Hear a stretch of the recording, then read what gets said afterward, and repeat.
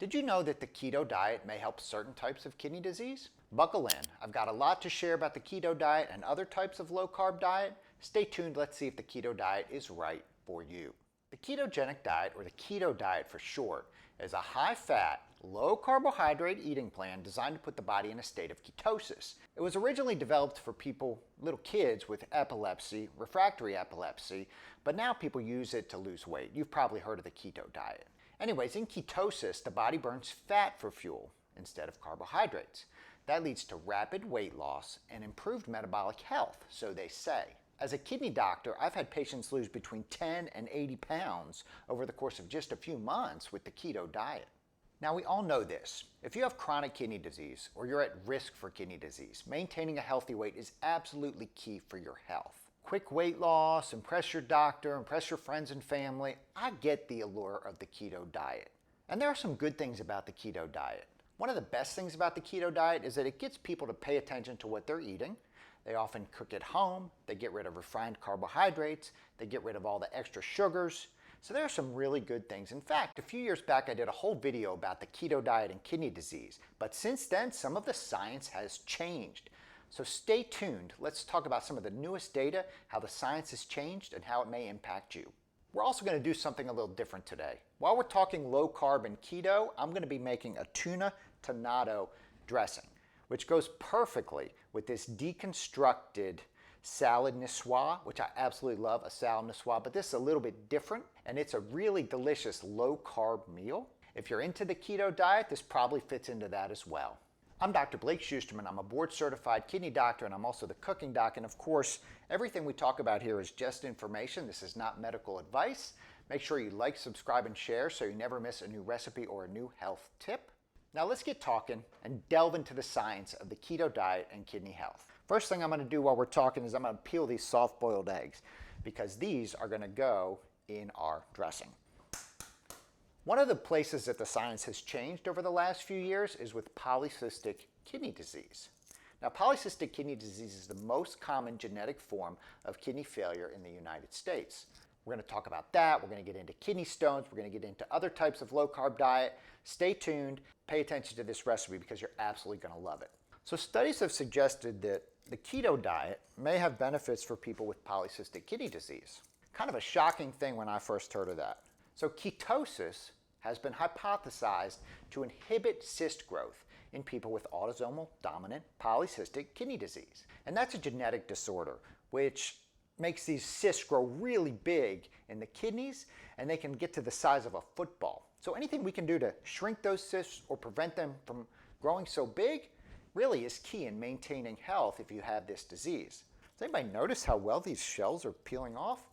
This never happens.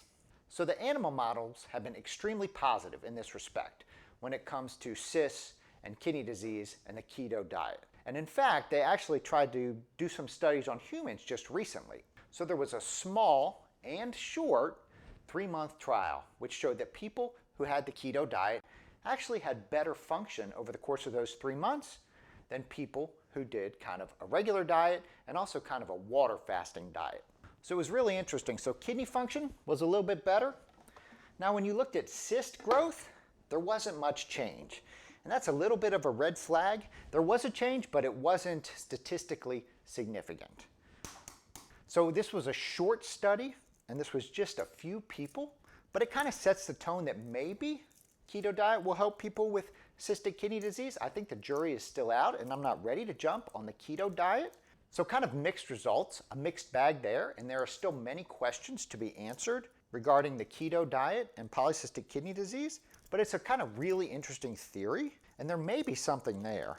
Luckily, there are many people doing more studies on this, and we'll see where the science lies. And if you see this egg peeling here, it is definitely not peeling like the other one. That's how they usually peel. Okay, so we've got our 2 soft-boiled eggs in our blender. I'm going to wipe my hands and let's get talking kidney stones. I focused a lot of my other video on kidney stones because kidney stones are a very common problem for people. Up to 20% of men have kidney stones by the time they reach age 70. So will the keto diet lead to an increased risk of kidney stones? Well, since I did my last video, there was a study that actually does kind of answer this question. So this study published in 2021 said that the answer was yes. Over a 4-year period, which is a really short amount of time, 7.9% of all adults in the study developed kidney stones on the keto diet. That's way higher than you would expect in the general population. The most common types of stone in the keto diet were actually uric acid stones, which is not the most common type of stone in the general population. After the uric acid stones, people typically had calcium stones. That was the second most common type of stone. And it's interesting because in the general population, you see more calcium-based stones. But in the keto diet, you saw more uric acid-based stones, probably exactly related to the diet and how people were eating. Now, of course, not everyone on the keto diet will develop kidney stones, and there are some strategies that someone could use to lower the risk. For example, by extra hydrating, drinking 3 liters of water a day, you probably lower the risk of stones that you may develop on the keto diet.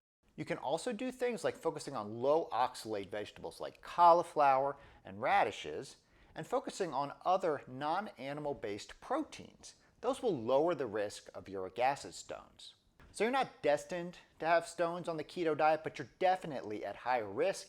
And if you've had kidney stones in the past, or if you're at risk for kidney stones, or you have chronic kidney disease and you're thinking about the keto diet, you need to take some extra steps to make sure you don't form stones.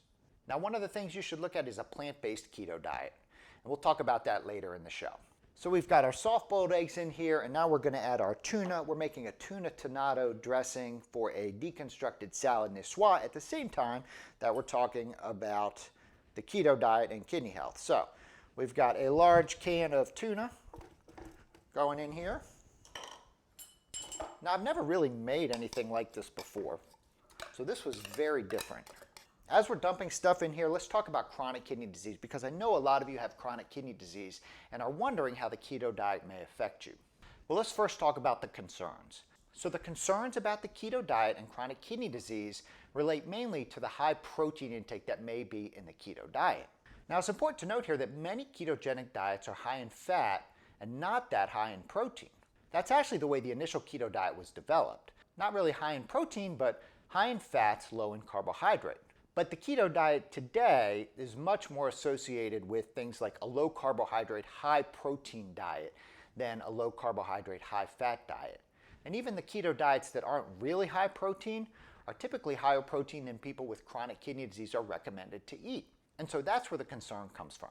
Most of the research shows that diets that are high in animal protein cause the kidneys to go in this hyperfiltration overdrive. So the kidneys have to filter more to process all that animal protein, and that leads to increased pressure inside the kidneys and increased scarring in those kidney filters. And that, over time, can lead the kidneys to not work as well as they should. Plus, the keto diet, if really high in animal protein, can bring lots of fats and phosphates and make the kidneys deal with a high acid load. All these may worsen kidney disease.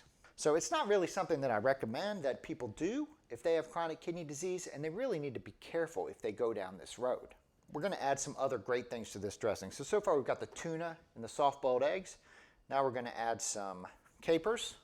These capers are rinsed.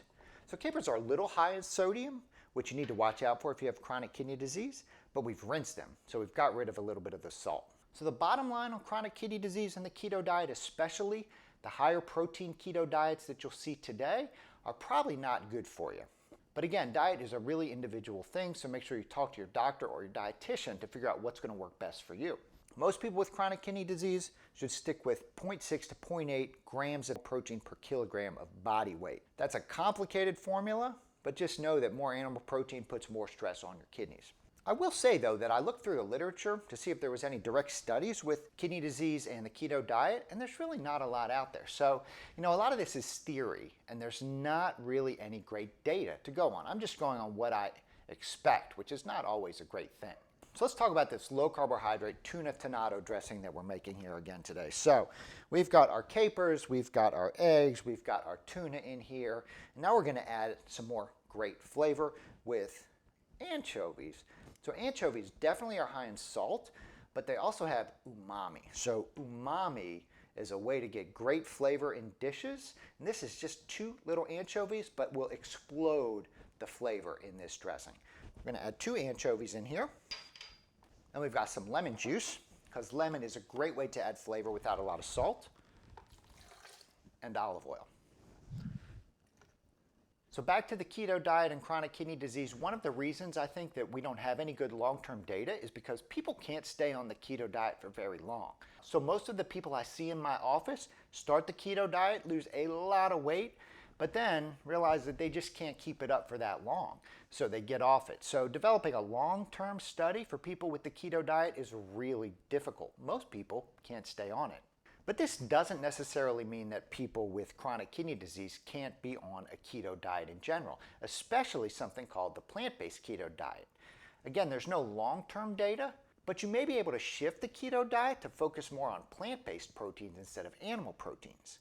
And what that does is that kind of takes away the risk of the keto diet, which is all that animal protein that's putting the stress on the kidneys. But what if you're focused on plant proteins? It's still a low carbohydrate diet, but you're getting things like avocados and nuts and seeds. That's where you're getting your fats and your proteins from, not necessarily from things like steaks and pork chops. It also gives you a lot more nutrients, a lot more fiber, things that can sometimes be missing in a typical keto diet. And we know that these types of food actually do have benefit for people with chronic kidney disease over the long run. Plant-based diets, less stress on the kidneys. So of course what we're making here is not necessarily fully plant-based, but this works as a great addition, a little bit of dressing on both this deconstructed tuna niçoise or on this cannellini bean salad. Both of these recipes are on my website, cookingdoc.com. Go check that out. And down below you can get the link.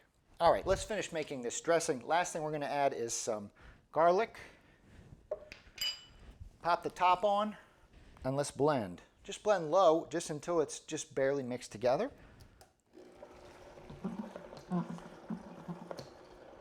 I gotta admit, I never blended tuna before, so this was a first for me. But you can see, makes this nice little creamy dressing that also has protein in it. It's got so much flavor from those anchovies and the lemon and the garlic.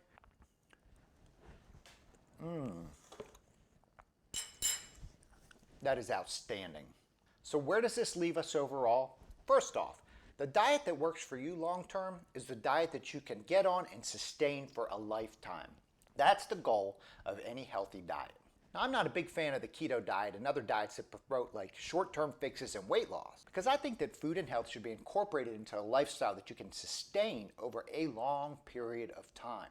Remember this, the changes that you make today are ones that you want to stick with for the rest of your life. We're not looking for you to be healthy in 30 days. I mean, that's good, but we're looking for health in 30 days, in 6 months, in 5 years, in 10 years, in 30 years. We're looking out for the future, and choosing dietary patterns that will help for the long term is going to be best for you.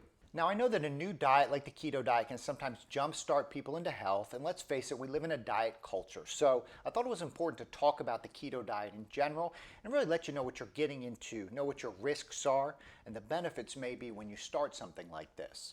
So the keto diet will almost certainly allow you to lose weight in the short term. It's associated with a higher risk of kidney stones, so if you're at risk, you need to be careful. You need to hydrate and look for low oxalate vegetables and protein sources. People with polycystic kidney disease may derive a benefit, but I think the jury is still out. It works in animal models, but we've yet to see the human data, so I'm not ready to jump on that bandwagon yet. And finally, the impact on people with kidney disease is still unclear as well. But we know that keto diets that are high in animal protein will put extra strain on your kidneys. So be careful, and if you're going to go the keto route, consider something like a plant-based keto diet. Something that may not put the same stress on your kidneys. Just make sure that your potassium and your electrolytes can handle a diet that's really plant-based. Thanks so much for watching today. I'm Dr. Blake Schusterman. I'm a board-certified kidney doctor and also the cooking doc. We tried cooking and talking today. I hope you enjoyed it. Go to my website, cookingdoc.com. Check out my book, The Cooking Doc's Kidney Healthy Cooking, a Modern 10-Step Guide to Preventing and Managing Kidney Disease, and I will see you next time.